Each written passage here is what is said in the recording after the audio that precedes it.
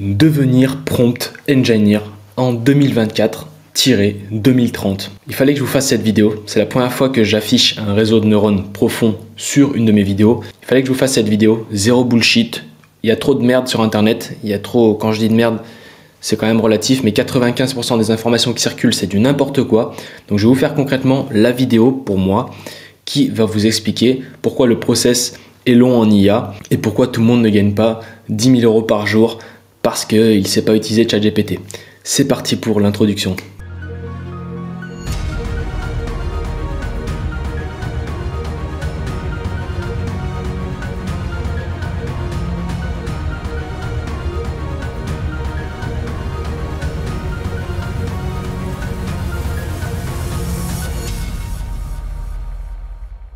Ok, donc là ce que vous voyez, c'est un réseau de neurones profonds, donc c'est une architecture, on appelle ça plusieurs couches.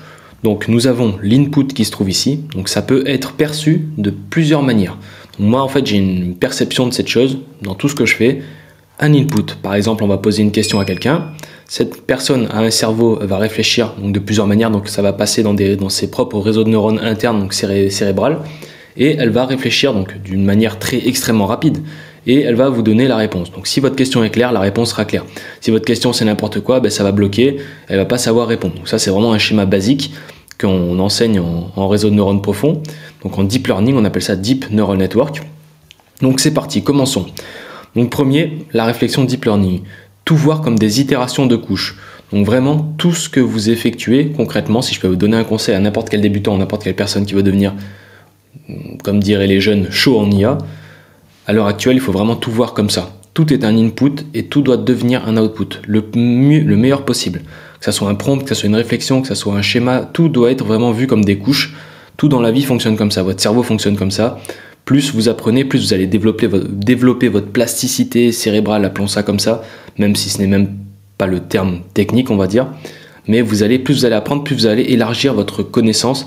Et tout va vous paraître plus simple, de plus en plus simple ou de plus en plus complexe, ça dépend des points de vue. Donc, premier, comprendre l'architecture de base. Les réseaux de neurones profonds sont utilisés aussi en IA, c'est pour ça que j'en parle aujourd'hui, pour identifier des modèles complexes dans de grandes quantités de données. Donc il y a énormément de quantités de données, il va falloir structurer. De l'input à l'output, il va falloir structurer les données pour que si quelqu'un pose une question A, elle ait la réponse B et pas la réponse X. Donc ensuite, quantité de données permettant ainsi aux machines d'apprendre à effectuer des tâches variées, de la reconnaissance d'images à la prise de décision en s'améliorant progressivement grâce à l'expérience. Donc, comme vous le savez déjà, si vous êtes un peu le pied dans l'IA, plus vous allez donner des informations et vous allez faire des prompts à ChatGPT par exemple pour donner un exemple clair, plus il va s'entraîner et devenir meilleur. Et après, au fur et à mesure, on passe sur une version 4, sur une version 5, 6, 7, et ça s'optimise, on a des réponses de mieux en mieux. Donc, l'information transite de l'input à l'output, donc exactement comme ça, en traversant des couches cachées où elle est transformée et raffinée à chaque étape par des neurones interconnectés qui ajustent leur poids afin d'optimiser la précision et la prédiction ou la classification finale. Donc là, c'est uniquement une représentation. Vous imaginez bien que par exemple sur votre cerveau, vous n'avez pas que 3 couches comme ça, donc couche cachée 1, couche cachée 2, couche cachée 3, vous devez en avoir des millions. Donc c'est extrêmement puissant, ça doit être séparé en IA. Il n'y a pas que ces couches, c'est une représentation vraiment visuelle. Sinon ça serait du n'importe quoi. Donc ensuite, faire comprendre l'output grâce à l'input. Donc là on commence à rentrer dans la technicité. Là on a une image par exemple d'un réseau de neurones tout simplement qui va analyser donc une écriture manuscrite d'un chiffre 6 et en fait cette IA va devoir définir, donc cette IA, ce réseau de neurones, on va dire cette IA entraînée va devoir définir quel est ce numéro. Est-ce que c'est 1, est-ce que c'est 2, est-ce que c'est 3? Ça paraît simple, mais en fait, c'est quand même extrêmement complexe. Aujourd'hui, il y a des gens qui prennent des images, qui les donnent à ChatGPT, qui disent « lis-moi ce texte ». Techniquement, à l'époque, c'était extrêmement compliqué. Quand je dis à l'époque, c'était il y a 10-15 ans, ça consommait énormément de ressources. Aujourd'hui, on est sur beaucoup moins de ressources grâce aux nouveaux processeurs, etc., à l'avancée technologique. La loi de Moore, par exemple, qui en conclut bien. Là, on définit que le 6, donc il va passer dans des réseaux de couches et il va nous dire est-ce que c'est un 6 ou est-ce que c'est un 3. Donc si par exemple votre système vous dit que c'est un 2, il est mal entraîné. Mais à l'heure actuelle, c'est très facile de développer des systèmes comme ça aussi simples de prédiction de chiffres, ou de numéros, ou de nombres, ou même de textes.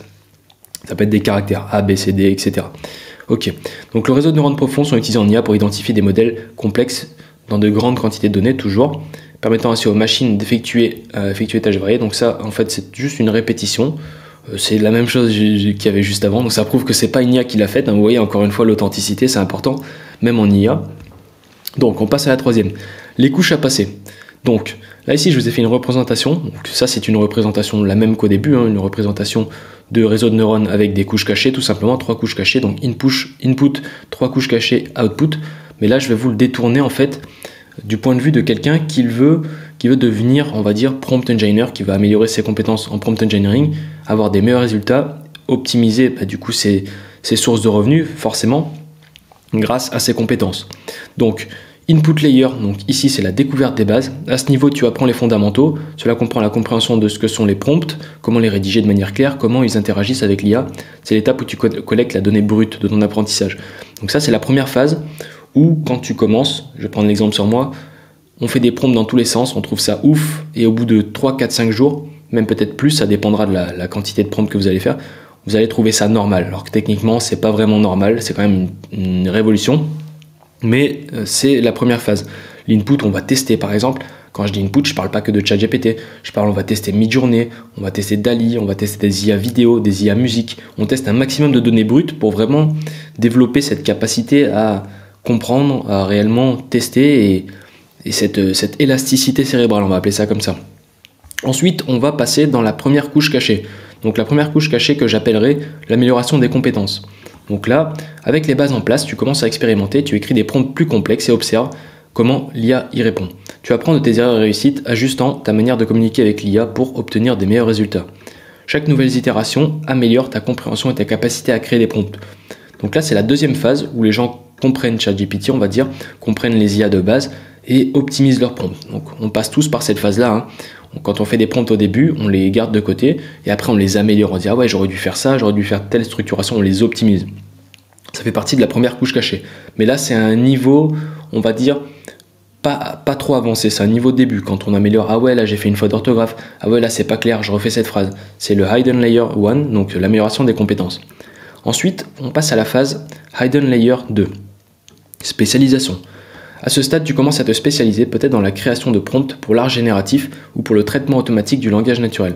Tu approfondis ta connaissance dans un domaine spécifique qui te permet de peaufiner tes compétences et de produire des prompts de plus en plus efficaces. Donc là, on commence à arriver sur Make, à utiliser, on va dire en quelque sorte, commencer à savoir utiliser l'API. Donc peut-être pas en Python, peut-être au moins en Make, en no-code, que ça soit du Make, que ça soit du Zapier, que ça soit du N8N. On commence à faire des prompts. Pour l'art génératif aussi, ça peut très bien être des prompts Midjourney qui vont générer des images avec des paramètres tout simplement d'appareil photo, des paramètres vraiment techniques. On passe à la spécialisation. Ensuite, en troisième, on passe à l'expertise. Donc maintenant, tu es un expert, tu sais exactement comment rédiger des prompts pour obtenir des réponses spécifiques de l'IA. Tu es capable d'anticiper les problèmes et de les résoudre avant qu'ils ne surviennent. Tu continues d'apprendre, mais tu es également en mesure d'innover et de créer de nouvelles façons d'utiliser des prompts. Ça, c'est la dernière phase, quand vous avez compris comment structurer un prompt afin qu'il soit clair. Vraiment, c'est la dernière phase. Pour vous dire concrètement, pour passer de la première à la troisième phase, ça peut prendre entre 6 mois à 5 ans. Ça va dépendre ça peut dépendre de votre intelligence pure, déjà de une. Ça peut dépendre aussi du temps que vous allez y allouer. Si vous faites comme moi, par exemple, vous passez depuis le début de ChatGPT, je dois passer au moins minimum 4 ou 5 heures par jour dessus. Il y a des jours où je passais plus, mais en moyenne, concrètement, 7 sur 7, je dois être au minimum à 5 heures d'utilisation pure et dure sur l'interface. Et si je compte l'API, c'est même pas la peine, l'API il tourne 24 sur 24 sur je ne sais combien de sites. Donc bref. Et ensuite, on a l'output layer, maîtrise de haute performance. Finalement, tes compétences sont affinées au point que tu peux créer des prompts de haut niveau qui maximisent les capacités de l'IA. Tu produis des résultats de haute performance régulièrement et tu es capable de guider d'autres ingénieurs à travers les étapes de leur propre développement. Donc là, on arrive dans un mode senior, en quelque sorte. Bon, c'est pas une très bonne explication, mais en gros, le dernier, c'est l'output. Qu'est-ce qui va en sortir? Est-ce que tous les caractères que tu as mis dans ton prompt, tous les caractères, il n'y a pas déjà une faute d'orthographe? Est-ce que tous les caractères sont bien précis? Il n'y a pas un mot qui ne sert à rien ou qui peut influencer à l'erreur, ou qui peut induire à l'erreur l'IA? À partir du moment où tu es à ce niveau-là, là, tu peux avoir un bon output. Donc pour moi, techniquement, tu es dans la maîtrise et la haute performance. Donc voilà pour les 3 couches à passer, ce sera ces 3 couches-là. Ces couches-là, ça peut prendre du temps, ça va dépendre de votre intelligence, ça va dépendre de plein de choses en fait. Moi, je vois beaucoup de personnes, c'est pas réellement pour être méchant, mais en fait, quand moi je fais des prompts, c'est vraiment natif, j'ai une très bonne écriture, je fais très peu de fautes, je sais très bien écrire vite, structurer la langue française. Et quand je vois des fois des gens faire des prompts, en fait, je vois leur faire leur prompt, je me dis en fait, alors soit c'est un problème d'intelligence pure, ou soit c'est un problème de français, ils ont du mal à aligner les mots, ils n'arrivent pas à utiliser les bons mots, à bien utiliser la ponctuation, etc. Ce qui veut dire que de ce fait, quand on est un petit peu bon en français, on a des meilleurs résultats, ce qui est logique, parce que si vous posez une question à quelqu'un et que vous bavez, et que vous n'êtes pas clair, ou votre question n'est pas claire, en plus vous bavez, il ne va pas pouvoir vous répondre. Alors que si vous êtes clair, précis, et vous allez droit au but pour avoir une réponse, vous allez avoir une très bonne réponse, celle que vous attendez en tout cas. Donc c'est vraiment logique, hein. C'est exactement la même chose que les humains. Donc ça, c'est une image que j'ai voulu mettre. Donc, ça, c'est quelque chose que j'ai envie de rappeler à toutes les personnes qui disent l'IA ne sait même pas faire X, donc l'IA ne sait pas rédiger, l'IA ne sait pas faire du copywriting, l'IA ne sait pas faire ça. Voilà, ça c'est une tarte dans ta gueule, concrètement, je ne peux pas dire autrement. Non, c'est toi qui es éclaté. La vérité, c'est qu'il y a beaucoup de gens qui disent ça, ça les rassure, concrètement, ça les rassure de dire que l'IA ne sait pas faire du copywriting, l'IA ne sait pas faire des belles images, tout simplement parce que en fait, il y a une élite, encore une fois, on est sur peut-être 99% versus 1%, ou 95 versus 5, mais je vous garantis que la minorité, c'est Batman. La minorité, c'est Batman. Donc il y a Batman dans ces 5%, on va dire il reste 5% de Batman. Dans ces 5% de Batman, on a peut-être 4% qui vont gaspiller de l'énergie mentale à dire mais non, mais tu sais, l'IA elle est forte, elle sait faire ça, tu sais, c'est parce que tu sais pas faire de prompt. Et il reste le minima, les 1% qui vont dire j'en ai rien à foutre, je vais pas gaspiller d'énergie mentale, je vais le laisser dire ce qu'il veut, ouais t'as raison, elle est éclatée, on passe à autre chose, et le mec qui rentre chez lui il fait un prompt. Ça pour moi c'est le niveau max, et ça c'est à l'heure actuelle j'en suis à ce niveau là, et enfin j'essaye de l'être un maximum. Quand j'entends quelqu'un dire ouais l'IA c'est de la merde, ou quelqu'un qui me pose une question vraiment débile, je réponds débile en fait, comme ça je gagne du temps, hop je rentre chez moi, je fais un prompt direct. Ok, donc là j'avais pas changé le titre. Vous voyez à quel point en fait ça c'est vraiment moi qui l'ai fait, hein. C'est pas une IA encore une fois, donc l'authenticité gagne, augmente en valeur. L'authenticité, le fait de faire des erreurs comme ça, on se rend pas compte, mais à l'ère de l'IA, c'est vraiment quelque chose qui prend encore plus de valeur. C'est comme une NFT éclatée qui ressemble à rien, elle peut avoir une valeur vraiment incroyable. Et ça, c'est on va dire l'authenticité. Tant mieux que je fasse des erreurs, au moins je suis humain, encore pour l'instant. Donc, une seule règle à respecter, itérer. Même les devs, donc même les développeurs, ne sont pas prompt engineers. Il ne faut pas croire que quelqu'un qui est dans le développement web, qui code en JS, en Python, en n'importe quel langage, qui fait du Django, etc., est un prompt engineer. Les développeurs sont des développeurs, ils connaissent un langage spécifique. Le prompt engineering, c'est un autre métier, c'est un métier différent. Ok, il y a des développeurs qui ont une plasticité et ils ont une compréhension globale de la complexité de certaines tâches, donc ils vont avoir plus de facilité à comprendre ce que c'est un réseau de neurones, comment fonctionne un LLM, comment faire des prompts, etc., comment faire marcher une IA. Mais par contre, les devs ne sont pas prompt engineers. Je peux vous le garantir, j'ai collaboré avec des dizaines de devs différents, tout type d'origine, tout type on a eu des personnes qui sont encore en études, on a des personnes qui sont micro-entrepreneurs, et toutes ces personnes-là, techniquement, ne sont pas prompt engineers. Et c'est un carnage quand je les ai vus faire des prompts. Pas de structuration, pas d'organisation logique, pas de schématisation d'importance, on va dire, dans les prompts. Donc il y a plein de choses, pas d'arbre de pensée. Enfin, c'est normal, après c'est un autre métier, mais il faut comprendre que même les devs ne sont pas prompt engineers, ce qui veut dire que même le plus gros débutant au monde se lançant peut devenir prompt engineer avant un développeur s'il s'y met. Ça, je peux vous l'assurer. Petite pause. Si vous voulez vous former gratuitement à l'IA, à l'automatisation et aux techniques de growth, je vous invite à aller sur mon site furibiz.com. Vous y retrouverez des formations gratuites et des formations payantes qui vont vous permettre de devenir l'élite de demain. Allez, on peut y retourner. Et PS, ingénieur de prompt engineer, ça ne veut pas dire quelqu'un qui a 15 ans d'études. Ça, arrêtez avec ça parce que ça commence à me gaver. Faudrait que je le répète. Prompt engineer, c'est quelqu'un qui a l'art, qui sait maîtriser, créer des prompts. Quelqu'un qui sait faire un prompt basique peut se considérer en tant que prompt engineer. Après, il y a des échelles, encore une fois. Tu peux être développeur si tu peux être développeur si tu fais des prompts sur ChatGPT, que tu les copies, que tu les colles sur ton VS Code et que tu lances l'instance. Oui, tu peux te considérer comme développeur. Après, encore une fois, c'est chacun sa vision, mais personnellement, prompt engineer, tout le monde peut le devenir à partir du moment où il a la compréhension globale de comment faire un prompt, comment utiliser, quels sont les différents types d'IA, comment réagir si X et Y chose, et qui a vraiment soif d'apprendre encore et ne pas dire ouais moi je suis un maître, parce que ça c'est l'erreur. Donc après, ensuite, on arrive sur un niveau supérieur. Donc ça, c'est important. Plus tu avances, plus c'est dur. Au début, quand on ne connaît pas ChatGPT, on fait des prompts, on se dit ouais c'est cool, machin, ça répond, ça me fait mon mail, ça me fait ça. Ça c'est des tâches de ultra débutants. Au tout début, on est tout content. Après, on s'y habitue, on passe à un niveau supérieur. On passe à encore un niveau supérieur. Donc là, c'est concret. Là, on a du code tout simplement dans VS Code, et là on a un schéma de réflexion avec intelligence artificielle, machine learning, deep learning, active learning, plusieurs vraiment variations. Donc c'est un peu plus compliqué, c'est plus des schémas scientifiques, on va dire, des schémas plus avancés. Donc plus tu deviens bon, plus les tâches seront difficiles, plus la barrière à l'entrée est difficile, mais plus le résultat long terme est vraiment extrêmement puissant. Ça veut dire quoi? Ça veut dire court terme versus long terme. On a un mec, le mec A, qui va faire des chatbots, qui va les vendre 200 ou 300 euros par mois, il va faire de l'argent, mais il va se combler de clients, donc il va avoir plein de clients, il va avoir des clients, c'est bien, il va en avoir plein, il va gagner de l'argent, c'est très cool, mais il va être submergé de son temps à faire que des chatbots. Par contre, tu as l'autre personne, je prends l'exemple par exemple sur Yann Lequin ou sur des très grands ingénieurs d'IA, vraiment des pépites qu'il faut vraiment des maîtres, on va dire, hein, c'est des maîtres, je suis un élève, c'est mon maître hein, en IA, c'est clair, concrètement. Donc, on a le court versus le long terme.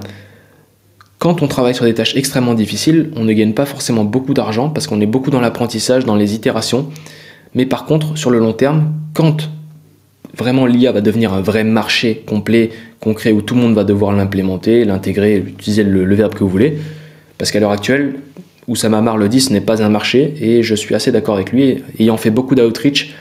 Quand je dis que ce n'est pas un marché, c'est un peu relatif, c'est-à-dire que c'est pas encore un marché où les gens ont tous conscience, ou 100% des gens ont conscience qu'il faut avoir ça pour devenir meilleur ou pour optimiser son CA. Par exemple, les réseaux sociaux, n'importe quelle personne dans une entreprise dirait oui, il nous faut des réseaux sociaux pour pour développer notre visibilité. C'est quelque chose de normal. Un site web, c'est pareil.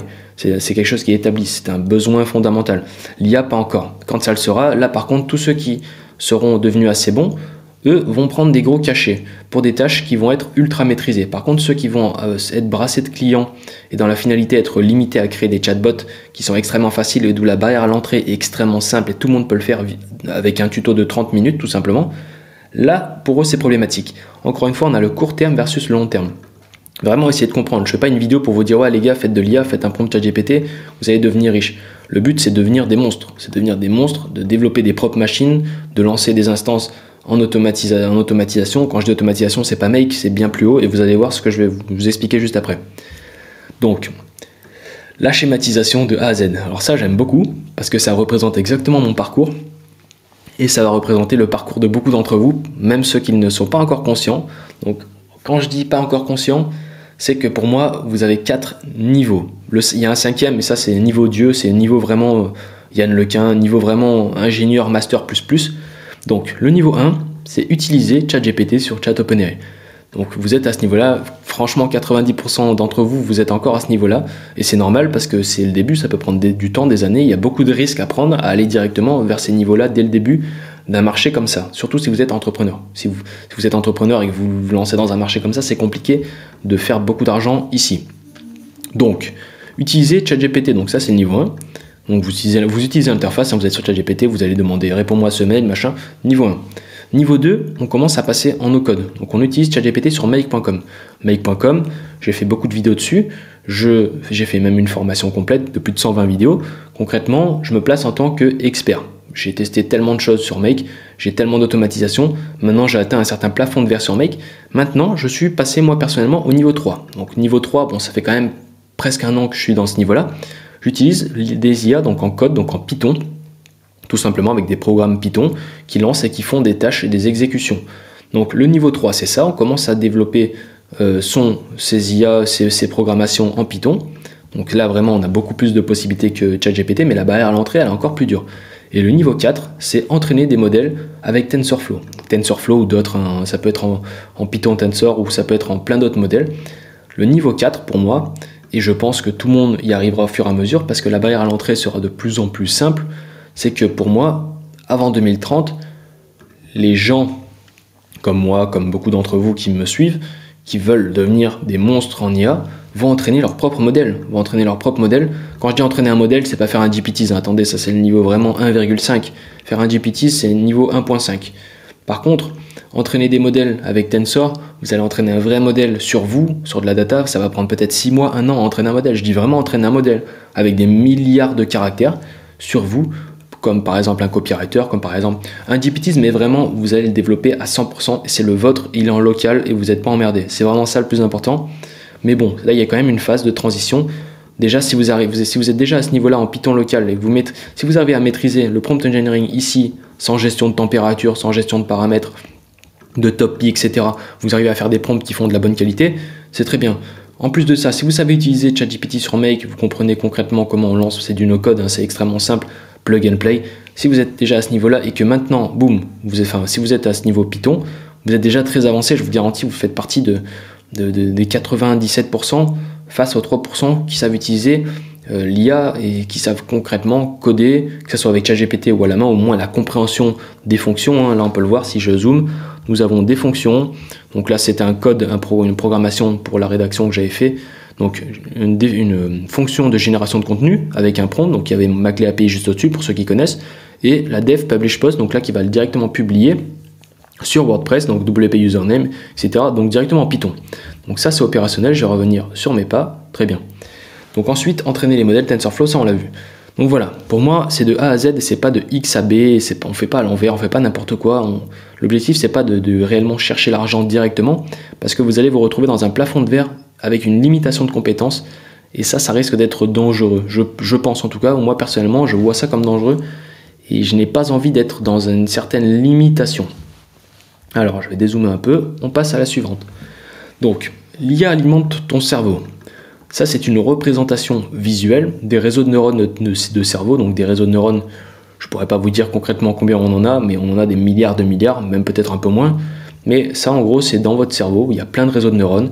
Chaque petit point représente une information que vous avez, et cette information que vous avez va peut-être se relier avec celle-ci, par exemple, va se relier avec celle-ci, car ça va combiner.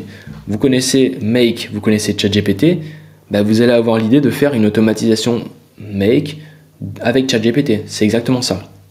Donc, c'est pour ça qu'en fait, il y a beaucoup de gens qui sont dans ces phases où il y a des trous comme ça, tout simplement parce qu'ils n'ont pas la compréhension de ce qui est possible, parce qu'ils n'ont pas testé par peur ou par vraiment manque de temps, ou non, pas par manque de temps, le temps c'est de la connerie, par peur plutôt. C'est surtout par peur du fait de développer de nouvelles compétences, d'aller essayer des nouvelles choses que vous ne connaissez pas, parce qu'en vrai, tout est faisable avec ChatGPT, c'est juste des excuses concrètement. Je suis aussi passé par là hein, quand j'ai hésité à me lancer en Python, quand j'ai hésité à me lancer à faire des codes en JS, etc.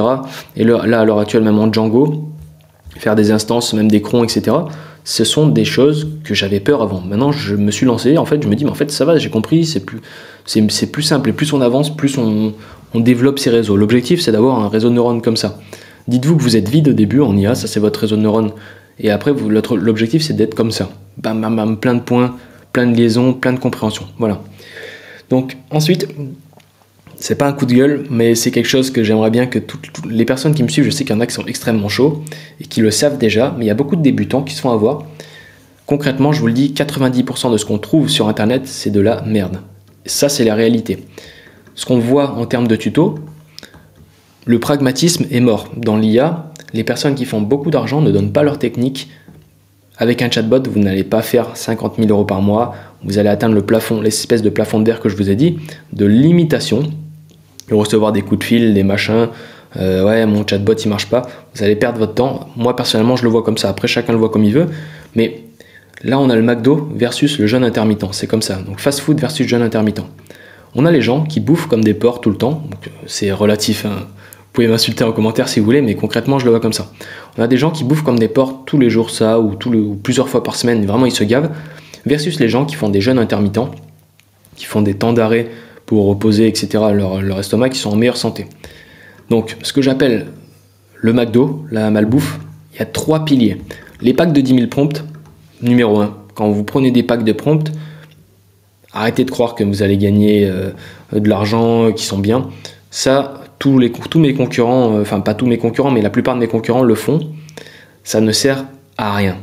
Concrètement, quand je dis ça ne sert à rien, à part donner des idées à quelqu'un de faire d'autres prompts, ça ne sert à rien. C'est comme si que vous n'allez pas prendre quelque chose à quelqu'un pour avoir quelque chose qui n'existe pas. Il va falloir le créer. Et puis même, ce qu'on appelle la personnalisation. Vous êtes un humain. Si quelqu'un me dit oh, tiens, j'ai mis cette tenue, est-ce que tu veux mettre la même? J'ai pas envie de mettre la même, j'ai envie de mettre ma propre tenue. C'est exactement comme ça. Je suis un humain A, il y a un autre humain qui est B. J'ai pas envie d'être comme lui, d'utiliser les mêmes choses que lui. J'ai envie de développer mes choses par rapport à moi. On est tous différents. C'est pour ça que ça, c'est vraiment à bannir concrètement. Arrêtez avec vos packs de 10 000 prompts.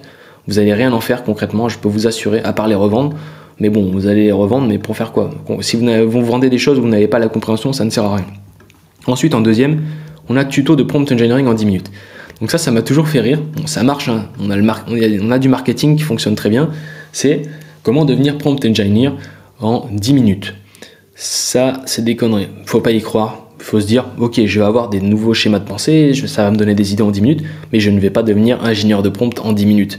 On peut faire des vidéos en 10 minutes pour développer l'élasticité cérébrale et avoir de meilleures compétences, mais on ne devient pas prompt engineer en 10 minutes. C'est de la connerie, même en 1 heure. Ça prend des semaines, voire des mois, beaucoup d'itérations, des mal de tête, je peux vous garantir. Et voilà. Et ensuite, ça, très attention, j'ai fait 50K en 2 heures avec cette IA.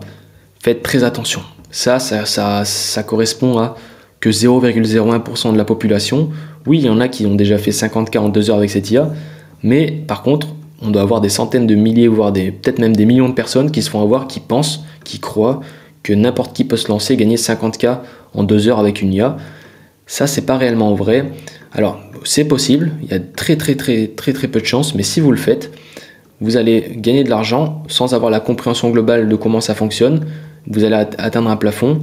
Et attention à ne pas être submergé par des clients, car vous avez lancé un business sans avoir cette compréhension. En fait, c'est dangereux. Donc, faites attention à ça. Arrêtez de croire à ouais, j'ai gagné 50K en 2 heures. C'est un peu comme du TikTok. Hein. J'aurais dû remplacer ça. J'aurais dû mettre un logo TikTok ici parce qu'on voit beaucoup ça. Ouais, j'ai fait 800 € avec ça, juste avec une IA. Ok, c'est cool. Mais derrière, si tu poses des questions, ne serait-ce qu'un minimum technique, la personne ne sait même pas y répondre. Court terme versus long terme. Court terme, c'est bon. Court terme, c'est dégueulasse. Long terme, tu deviens un gros vraiment mal en point, mauvaise santé, très mauvais. Tu te sens pas bien, tu fais pas de sport. Long terme, tu es une machine de guerre. Tout le monde te dit, oh, t'es musclé, oh, t'es en forme, etc. Voilà. Et en plus, il est 7h du matin. Donc elle mange à 7h du matin, respect. Ok. Et pour terminer, une seule citation. J'ai recherché la citation qui allait être le plus adaptée avec cette vidéo. Concrètement, chacun va la voir comme il veut. Moi, je la vois d'une certaine manière. Je n'ai pas envie de le dévoiler comment je vois cette perception-là. Enfin, quelle est ma perception sur cette citation. La recherche de la vérité est plus précieuse que sa possession. Donc, je vous laisse avec ça. Albert Einstein, sur cette photo. Et concrètement, c'est la meilleure citation qui résume cette vidéo. Parce qu'on est vraiment... On voit vraiment d'un recul et d'une expérience, d'une compétence, je dirais pas, je suis pas le meilleur, mais de mon niveau avancé, en fait, ça se confirme. Et on voit vraiment que cette phrase, cette citation, d'ailleurs, si vous arrivez à la comprendre, dites-moi en commentaire comment vous la comprenez. Est-ce que vous la comprenez déjà par rapport à cette vidéo-là? Mais en tout cas, moi, elle résonne en moi, on va dire. Donc voilà, c'était ma idée. J'espère que ça vous a plu. N'hésitez pas à liker, à partager, à vous abonner, à partager à vos amis. Car cette chaîne n'est qu'un début, l'IA nous attend. D'ailleurs, c'est pour ça que je vais aller faire un prompt direct. En fait, moi, à la place d'aller pisser, je vais aller faire des prompts. Donc, je vais faire un prompt, je fais je sais pas combien de prompts par jour. Allez, on se dit à très vite. C'était Mayday. Ciao.